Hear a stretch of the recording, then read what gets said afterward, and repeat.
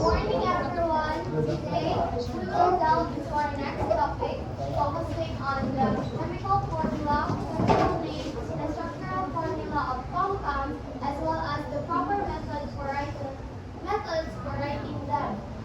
Now, I will hand over the floor to my team members for detailed insights and provide answers to the questions. First is chemical formula. Chemical formula is a symbolic expression of a compound or substance. So, chemical formula ay nagamit sa numbers o symbols para i-emphasize ang precision ng usa ka compound. Each element ay every element ay nag-represent sa inyong mga chemical symbol like H for hydrogen and O for oxygen. Diba? And the number of atom of each element indicates a speed. For example, H2O. H stands for hydrogen and O stands for oxygen. The two next to H is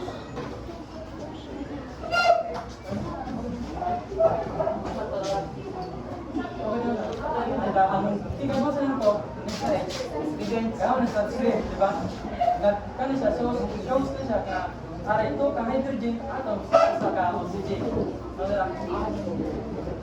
So other example guys, CaF2. The Ca represents ang calcium and the F is chlorine. Ang next sa F na to kay represent nga ari duha ka fluorine atom sa usa ka calcium. Isa. Next, the chemical compound.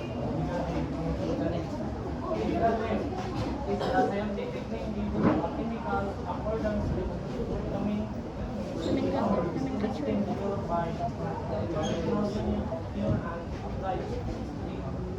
Examples in the episode by 1 H2O. Sa kiyas na ang chemical name by atong hydrogen and oxygen. Hydrogen and oxygen ang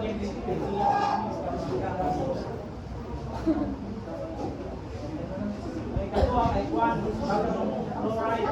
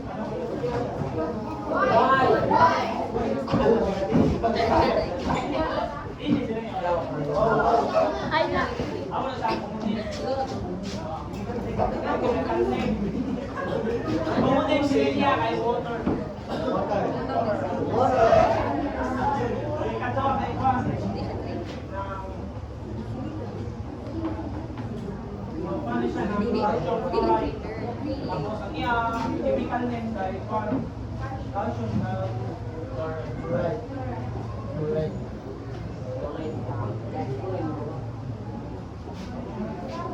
Calcium. Oh.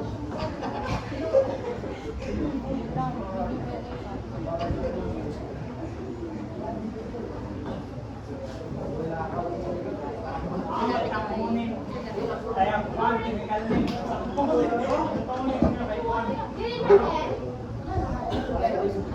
Ay, ang palag na interaction na di ba na? Wala niya, chemical name ang hydrogen oxygen, hydrogen oxide man.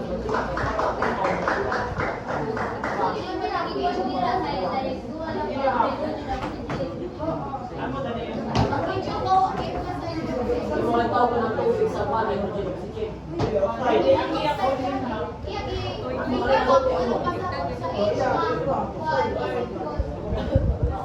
Pero hindi natin chloride na. Di man ang maganda, basta gawa na. Example lang. Sige ba, dali tayo.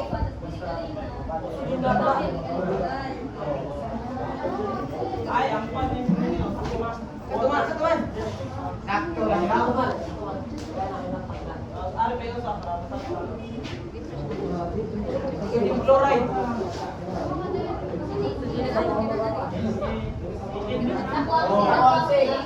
Ang iya, ang iya, chemical name kay Juan. Chloride. Tapos ang iya name kay Juan. Dili. So dia ko na dia tawag sa kanya.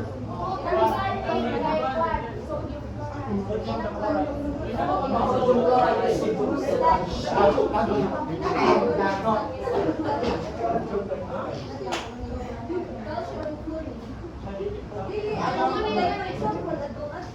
Water, di ba?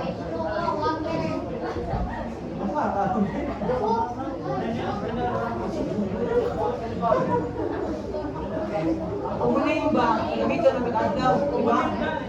Oo. So like,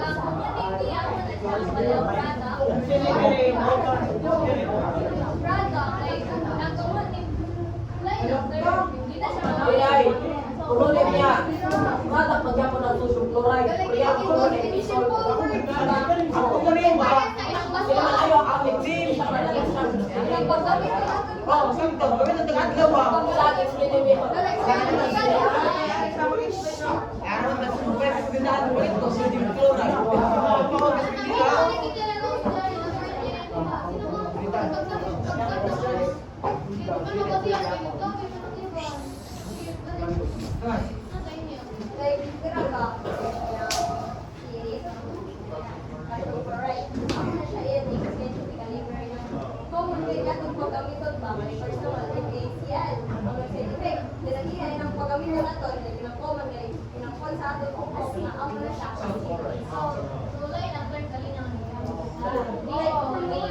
Umunin. Result naman na siya. Makumbine ang duha.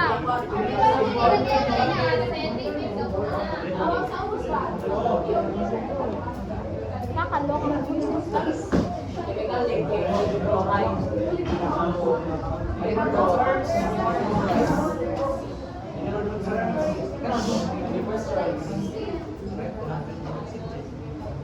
Structural form.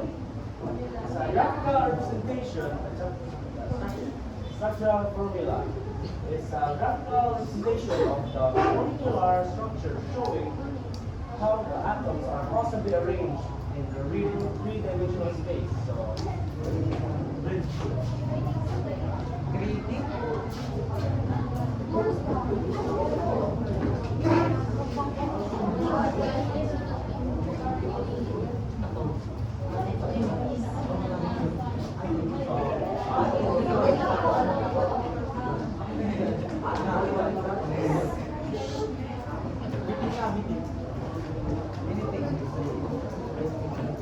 ano sa formula sa methane, carbon, hydrogen. So, yun siya, kaya mo siya, i-explain siya, into more detail niya siya, yellow, and all the other. Ako explain niya, 3D version. Okay, so,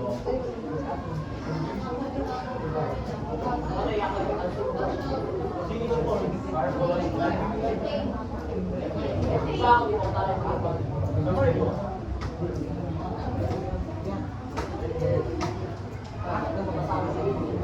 Who's that? Pokemon. one more space if you siya. Para sa version na long stretch.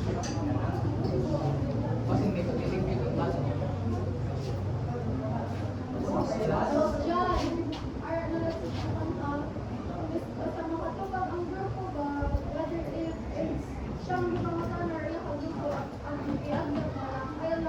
Ano ba lang sila? Joke naman to.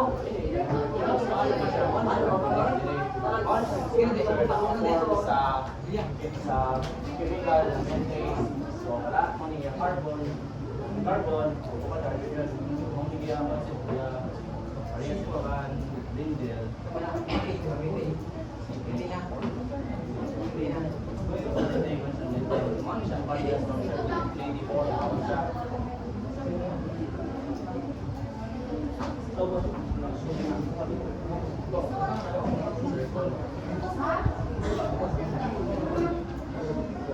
Siya, 3D structure, ano siya? Some more details in answering yung conversation sa one side of the ring. Ano yung structure na naka-hold sa one? For example, ano yung structure na naka-hold sa mga teacher, multi-structure, 3D, hold sa ilang mga one, mga four, o methane. So, I learned sa summary of the typical formula, alam niya, isa, ang sa symbolic expression or representation, makumpang sa compound or substance. So, it tells the types and the numbers of atoms represent. So, ari ko din ng example, para dalit na ng substance. So, ang A, C, sodium chloride, benene. The silicon is common salt. Kasama niya kan chemical formula. Kasama niya chemical list.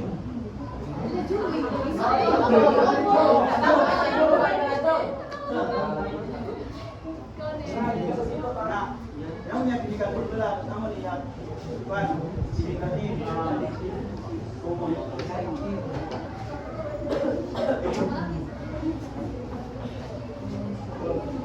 So it tells that sodium chloride is composed of one atom of sodium. Ini one atom of sodium. Apa naman ang sodium na chlorine naman kaya composed na one atom of chlorine. Tawag siya ang tawag na common salt. So ito naman siya ni represent mag-yung number one atom of sodium, one atom of chlorine. Tawag siya nga sodium chloride. So, lagi sa mga chemical formula. NAC, ano mga chemical formula? Oo. Chemical din naman. Sa scientific name, from the word living to chemical, from the word living. So, di ba naunta na ako kanina na lang, kalaya, difference sa common name o chemical name. So, ang common name guys, ang common name is just the name that we use in our regular life. From the word pa lang International Union of Pure Applied Chemistry, ano siya role sa chemistry. Well, the name is the name that follows the chemistry role for naming a compound. Ano na siya? Ito kalayan. Ang sa common ano na siya? Just the name that we use in our regular life pa. Kahit example about yung sini, the chemical name. Ako na yung chemical formula. So, ako na ni, di ba na-identify yung gano'n niya? Balik na lang ang niya. Sino yung chemical name? Ang chemical name, ano name? Common salt. Common name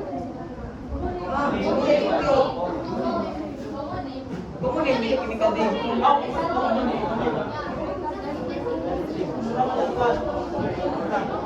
For science, structural formula, sa graphical or visual representation of the molecular structure showing how the atoms are particularly arranged in a real three-dimensional space, or showing how the atoms connected to each other. So, ako na ako ikaw ang best example. Diba, methane. CH4. Ako na. Tatiya, diba iya ba, identify na tatiya mo yung chemical formula. Hindi niya yakan. Common name. Common name. Kasi na. Tatiya, diba, 1 atom of carbon, 4 atoms of hydrogen.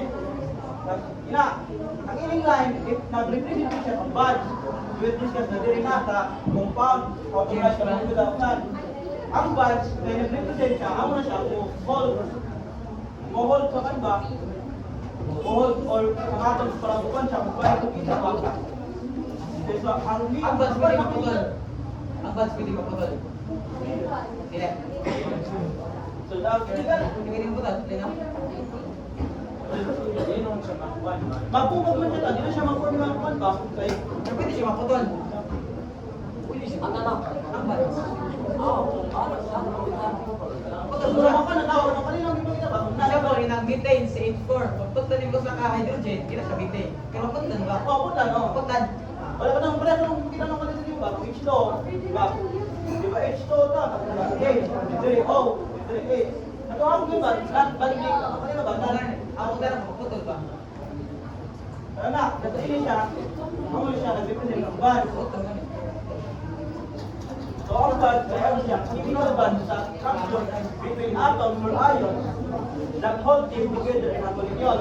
Ako na niya 3-dimensional.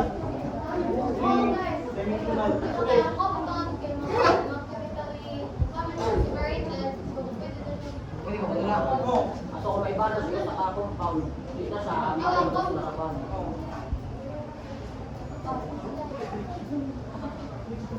Kalimutan ko rin naman ako yung pan, ano yung chloride, ngayon ako muna yung kay pang chloride, fluorspar.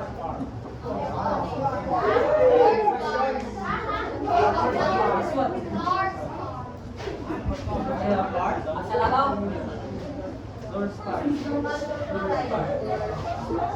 Sa paano ko oxygen sa oxygen. Gagawin nila kung tayo. Magamit sila doon sa wall, guys.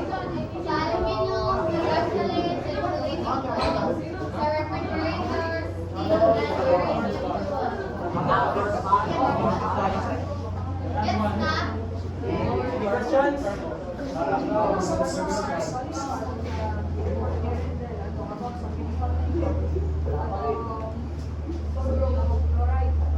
So, di ba, ang chemical name sa sodium chloride, ang pwede siya, ang common name niya, pwede siya sodium chloride, hindi lang sa water. Pero, ang ikaw ang nagpinang kanina, chemical name man. So, dapat sodium chloride, hindi sodium chloride. Ang hirap sa kanina kay sodium chloride. Kanina, alam mo na po, kaya kanina, di ba sa water, Kaya dapat, sipa, kaya hindi ko. Asa kung kuha ng common name, ang sodium chloride. Ang chemical name ang kuha, sodium chloride siya.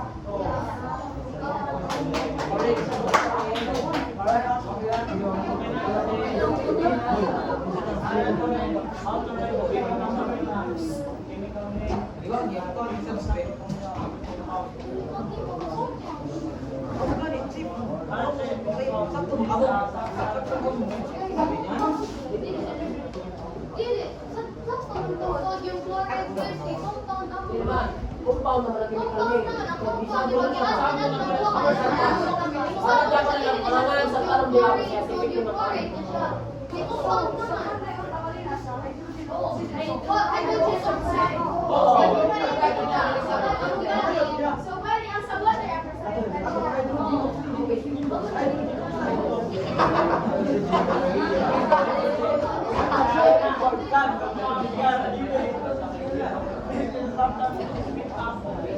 So, one atom is joined together by a chemical bond. Chemical bond, they called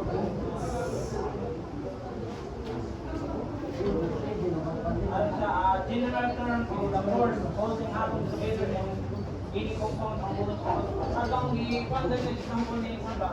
Ito. So, ano ito ba? Tungay ba? Hindi na yan. Hindi kung ba? Parang one nga bond.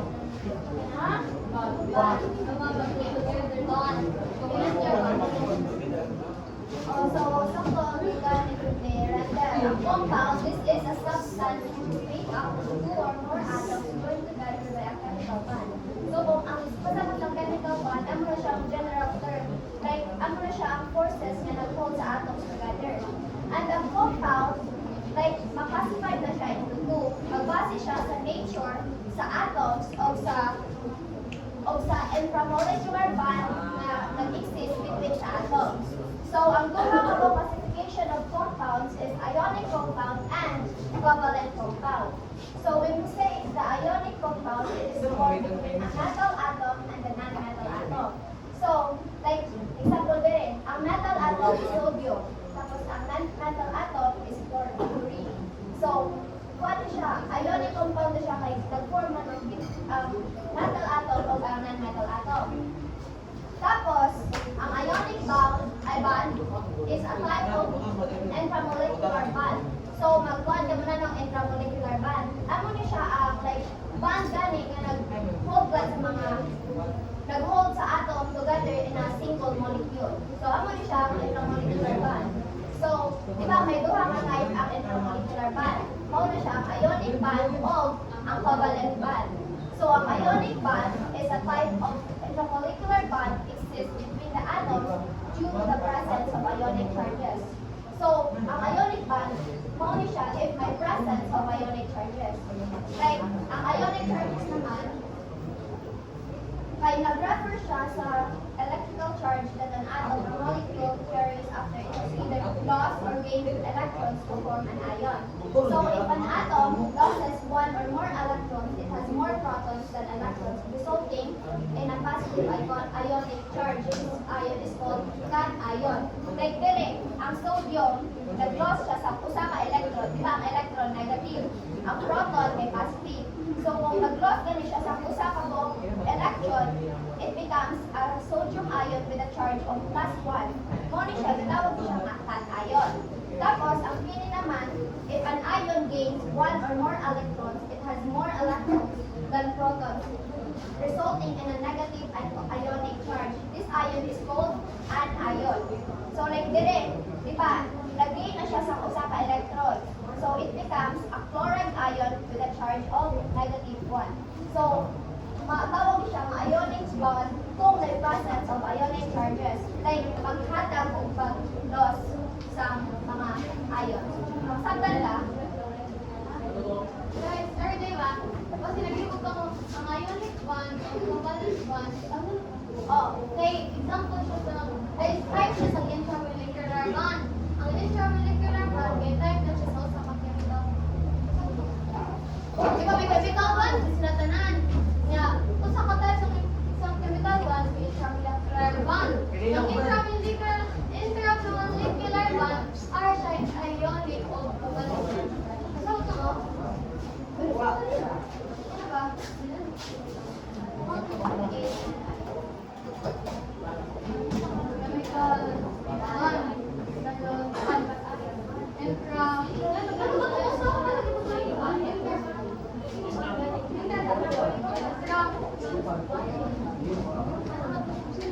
Under the BSC1, si ionic or si covalent compound.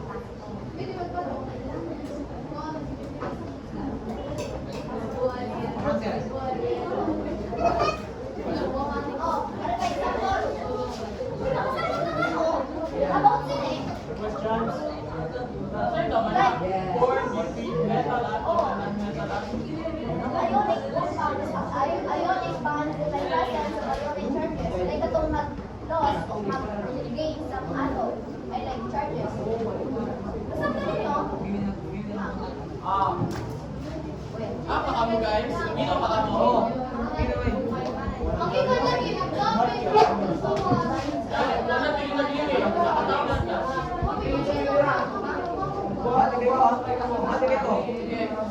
Para mas ma-understand natin, ari kita sa example sa ionic compound.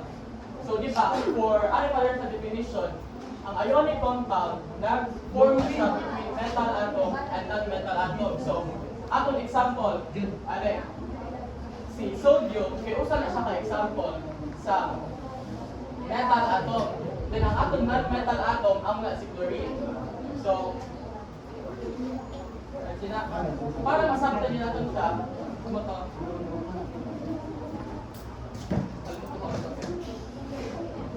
Ang kundi ay ang salt, kaya usa na siya ka-type sa alkali metals. Again, metal siya, alkali metals. Tapos, ang ato naman po, chlorine, kaya usa na siya ka-type sa halogen. Halogen nga usa ka non-metal. Sunod for, as what we know, ang kwan, or sila, ang metals, may kwan na sila positive charge. Walang atom kwan, ang non-metals, may negative charge. Diba? Sunod. So, para may mas masakta natin, ang atom kwan, ang atom mga elements, may kwan na sila, may tagsa-tagsa na sila, kabalance electrons. Balance electrons.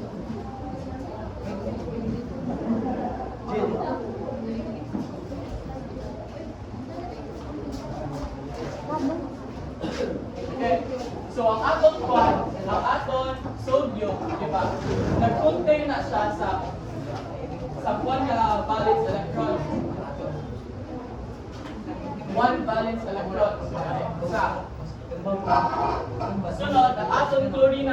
consist na siya sa 7 valence electrons. 1, 2, 3, 4, 5, 6, 7. Na. Sunod, ang itawag sila natin again, valence electrons. So, ano man ang pagkakaos ang valence electrons sa sa periodic table of elements? So, ano eh? In each line, ma-indicate natin dira ang iya valence electrons. By the way, ang valence electrons di ay kaya na siya ang parts B, A, L, E, and C. B, A, L, E, and C. Amo na siya ang parts sa itong atom na mo-take reaction or kung ang pa siya ang mo-take sa chemical reactions kay siya ang pinakagawas. Nasabot ka mo? Si atom 1, si valence,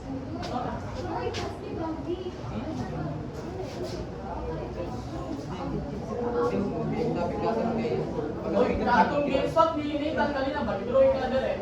Atong circle, kung sa gawasan ko, ang barrier niya, amo to siya si valence electrons. Pero dili pa na ang total number niya kay sa valence electrons siya. Pag sa gawas lang na, ang na-expose sa gawas nga makakuha sa chemical reaction.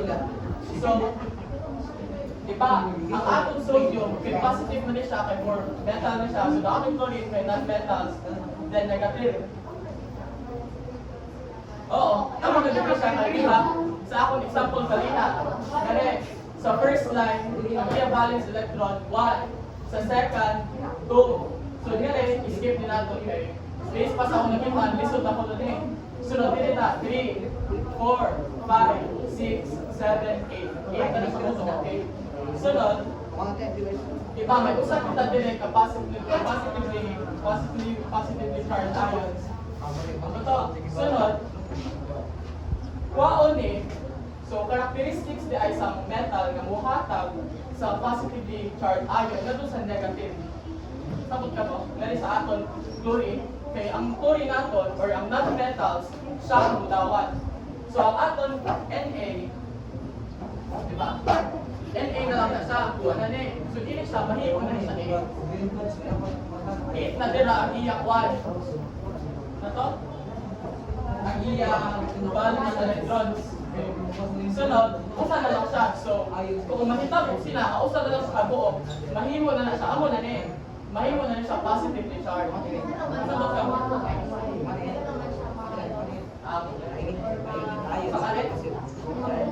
Oo.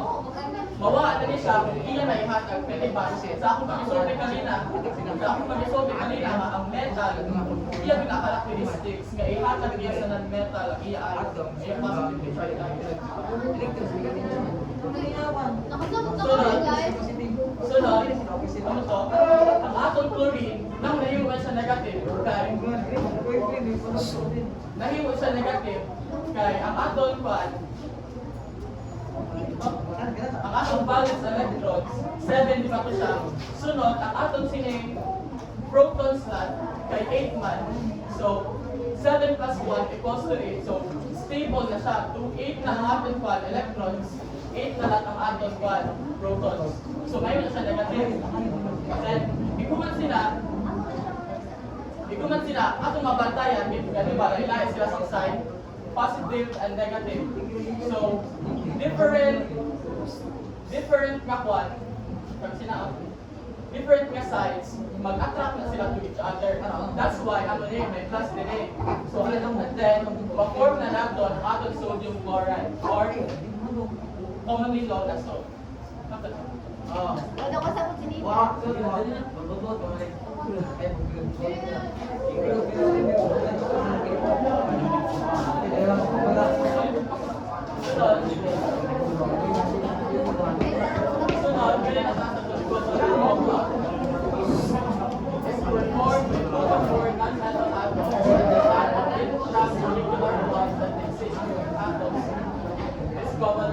So, ang atong covalent compound kay one na rin siya, 2 or more non-metals. So, sa aton ionic compound, kwanto siya, a metal and non-metal.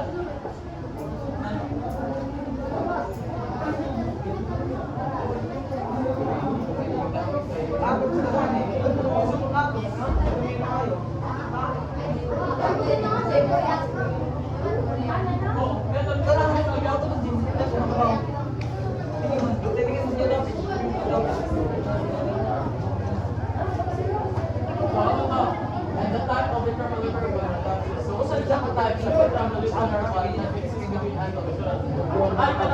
example para sa isa.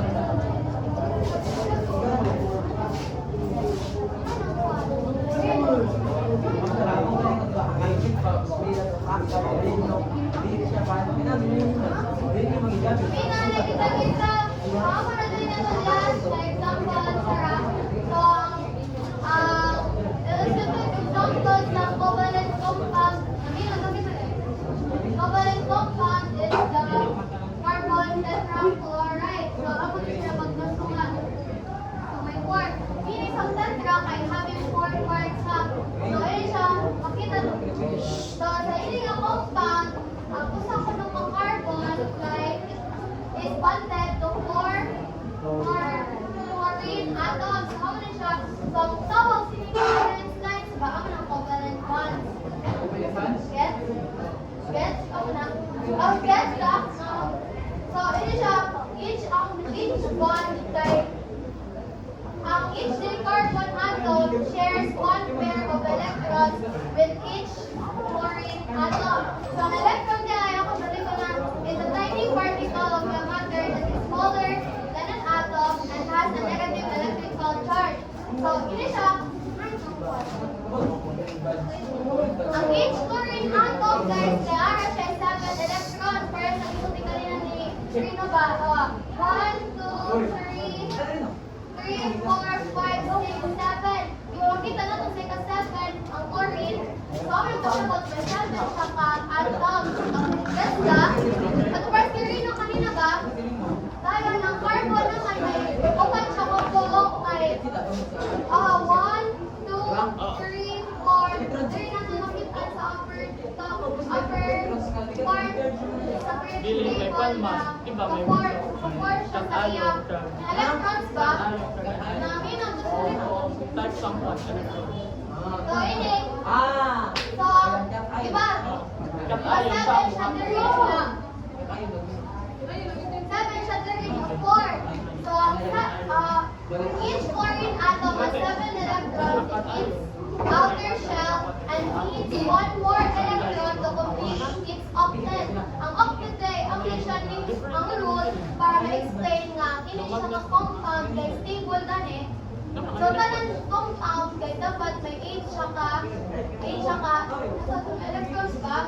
So, para ba stable ang iya balance shell sa tungkol ni Rino nga makita sa ligawan sa shield sa usa ka atom.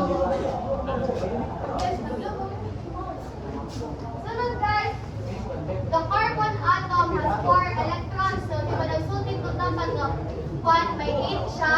So, ito siya each sa upat para mahimulat na 8. So, to achieve this, each chlorine atom shares 1 of its electrons with the carbon atom. And in return, the carbon shares 1 of its electrons with each chlorine. So, ini siya, diba may 4 ang chlorine. May pair siya, may usa siya nga ihatag ang carbon may 4, di ba ka? Ini, electron. Na ang chlorine may 7. So, ini siya, ang chlorine, mo-share siya sa 1. So, matulo siya, di ba? Ang chlorine had another, like, 1, 2, 4, 6, 8. So, tumawin na siya ng 8. Nakagets na? Nakagets? So, ini siya, the need of 8 electrons in the outer shell, known as the octet rule, is crucial for achieving stability in atoms. So, atong kasuot ako ng octet rule kay ma-apply siya sa various and different types of atoms. Kaya mo na siya ang dapat iganisundan para ma-stable ang sa mga compound. So, ini din siya carbon tetrachloride. Kaya usa na siya structural formula nga nag-represent sa arrangement ng usa ko ng carbon. Para sa center makita.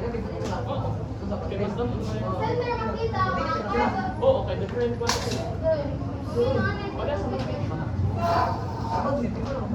Kaya ini siya ang carbon nakita sa center. Dahil ang ining mga nag-connect saya kaya gitawag ng covalent bonds. Covalent bonds na nag-out ang covalent bonds. So in this compound,